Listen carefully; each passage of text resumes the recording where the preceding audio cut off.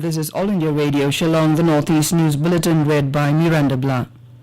Cyclonic storm Fani has entered West Bengal, crossing West Midnapur district after leaving a trail of destruction in the coastal districts of Odisha. The extremely severe cyclone has weakened and moved in northeast direction with a wind speed of 90 km per hour. The system is likely to move further northeastwards and hit Bangladesh by this evening.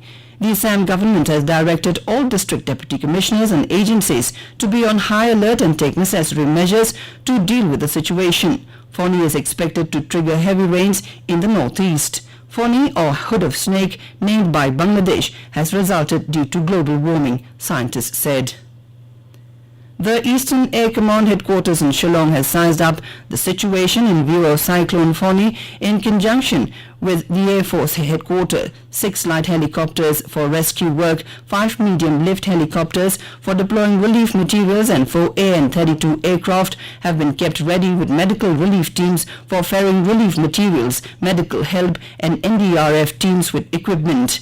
Helicopters have been kept ready at Bagdogra and Purnia for quick deployment in Odisha and West Bengal, a defense statement said. In addition, at Kumbhegram Silchar, medium lift helicopters have been kept on standby for the phase when the storm would start to affect the states of Tripura, Mizoram, Manipur and Nagaland.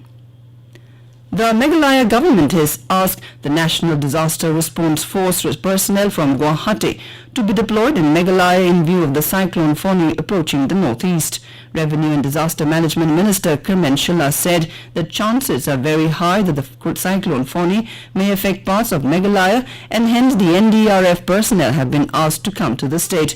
All the Deputy Commissioners and SDRF have been asked to remain alert in view of the cyclone. The Deputy Commissioner and Chairman District Disaster Management Authority, East Khasi Hills District, has issued an advisory for the general public at thunder, squall accompanied with gusty winds and heavy rainfall is likely to occur at isolated places in the state today and tomorrow. People are required to take precaution and secure safekeeping of all objects such as lumber piles, loose tins, loose bricks, garbage cans, signboards, etc., which might be blown away in strong winds. The Sikkim state government has sounded an alert against the possible impact of Fani cyclonic storm. Many parts of the state are likely to receive heavy rainfall, accompanied by gusty winds till the 5th of this month. Rinzing Chiwang Special Secretary Land Revenue and Disaster Management, has ordered all the DCs to remain alert and keep an eye on the developments. Manipur continued to be on alert as there was fear of strong winds and heavy rainfall lashing the state. The bodies of the 3 persons who went missing during a boat ride were found. All the bodies recovered were from Nithaukhong, Bishenpur district. 12 people, including 2 women, had gone for a boat ride at Chadong when 2 boats overturned due to strong winds. After the incident, the Manipur government has banned use of unauthorized boats at water bodies. Meanwhile, educational institutes, which remained closed since April 28th, Weather Fury, were all opened. Telephone, power supplies were also mostly restored.